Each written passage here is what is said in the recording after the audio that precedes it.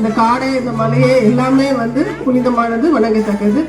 இந்த கோயிலுக்கு என்ன மரியாதை கொடுப்பீங்களோ அதே மரியாதையை இந்த காடுகளுக்கும் கொடுத்து எந்த அளவுக்கு அது சுத்தமா இருக்கும் அதே மாதிரி சுத்தமா திரும்ப அதே சொரிமுத்தையனாருடைய பாதுகாப்புலேயே நீங்க விட்டுட்டு போகணும்னு நான் கேட்டுக்கிறேன். நன்றி.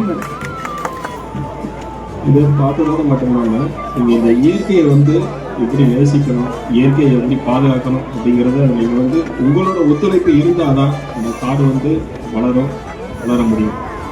ஸோ நம்ம வீட்டில் வந்து நம்ம வீட்டில் இருக்கிறோம், நம்ம அப்பா அம்மா வேலைக்கு போகிறாங்க, சாயங்காலம் அவங்க வீட்டுக்கு வந்தால் தான் நமக்கு ஒரு பாதுகாப்பு இருக்கும். அதே மாதிரி தான் இந்த பறவைகளும் ஒரு அழகான ஒரு நிகழ்ச்சி நடத்தினாங்க. பறவை வந்து இறை நேரத்துக்கு வெளியில் போகும்போது ஒருத்தவர் காட்டில் வந்து தீ வச்சிடுறாரு, அது இறந்து போயிடுது. வந்து இறையை எடுத்துகிட்டு வந்து கொடுக்கும்போது பார்த்தா அந்த குட்டிகள்லாம் இறந்து கிடக்குது. இந்த நிலைமையை நம்ம வீட்டோட வந்து ஒப்பிட்டு பாருங்கள்.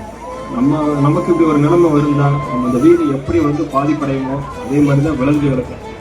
அதனால் நம்ம எவ்வாறு வீட்டை பார்த்துக்கிறோமோ அதே மாதிரி நம்ம காட்டுகளையும் பார்த்துக்கணும், காட்டு விலங்குகளையும் வந்து நம்ம பாதுகாக்கணும். அதுக்கு எல்லாருக்குமே வந்து நமக்கு வந்து அதுக்குரிய ரெஸ்பான்சிபிலிட்டி இருக்கு. அந்த பல்வேறு விதமான நிகழ்ச்சிகளை தொடர்ந்து இயற்கைக்காக தமிழ்நாடு முழுசும் பரவலா போயிட்டு இருக்காங்க.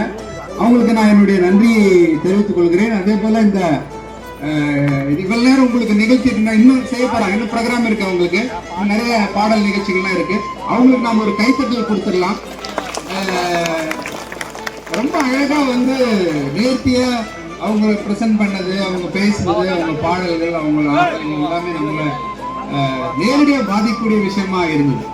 ஸோ இந்த நிகழ்ச்சிகளை நீங்கள் எல்லாரும் மனசில் உள்வாங்கிக்கிட்டு தொடர்ந்து இந்த சொரிமுத்தையனார் அந்த விழாவை எந்த விதமான அசம்பாவிதங்களும் நிகழாமல் ஒரு தீயோ அல்லது வந்து தண்ணியில் குடிக்கிறவங்க காக்கிறதா குடிக்கிறதோ அதை வந்து வேற எங்கேயும் வெளியில் போயிடும். அப்படின்னா மாலை நேரங்களில் இந்த பகுதியில் கரடி வந்து நேற்று கூட பண்ணி காலையில் கூட கரடியோட நடமாட்டம் இந்த பகுதியில் இருக்கு.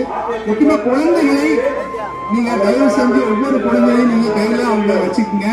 நிறைய வழியெல்லாம் நான் பார்த்துட்டே வரேன், குழந்தைகள் தனியாக இருக்காங்க, பெற்றோர்கள் தனியாக இருக்காங்க. பெற்றோர்களே தயவு செஞ்சு உங்கள் குழந்தைகளே கையில் பிடிச்சிக்குங்க. அவங்க கண் பார்வையிலே உங்கள் குழந்தை இருக்கிற மாதிரி பார்த்துங்க. ஈவினிங் 6 மணிக்கு மேலே கரடிகளோட நடமாட்டது தண்ணிக்குள்ளேயும் அதே மாதிரி உங்கள் குழந்தைகளை பார்த்துங்க. நாம் 14ஆம் தேதி அல்லது 13ஆம் தேதி இங்கிருந்து வெளியேறவர்களையும் ரொம்ப ஜாக்கிரதையாக கவனமாகவும் இருந்துட்டு ரொம்ப மகிழ்ச்சியாகவும் இந்த கொண்டாட்டத்தை நம்ம கொண்டாடிட்டு போகணும். இந்த நிகழ்வு அது ரொம்ப முக்கியமாக நம்ம செய்யணும்னு கேட்டுக்கிறேன். மீண்டும் ஒரு முறை இந்த அரும்புகள் டாக்டர் மதிவாணன் அவர்களுக்கும் லதா மதிவாணன் அவங்க குழுவினருக்கும் ஒரு கைத்தட்டல் கொடுத்துட்டு அடுத்த நிகழ்ச்சியை தொடர்ந்து கேட்டுக்கிறேன்.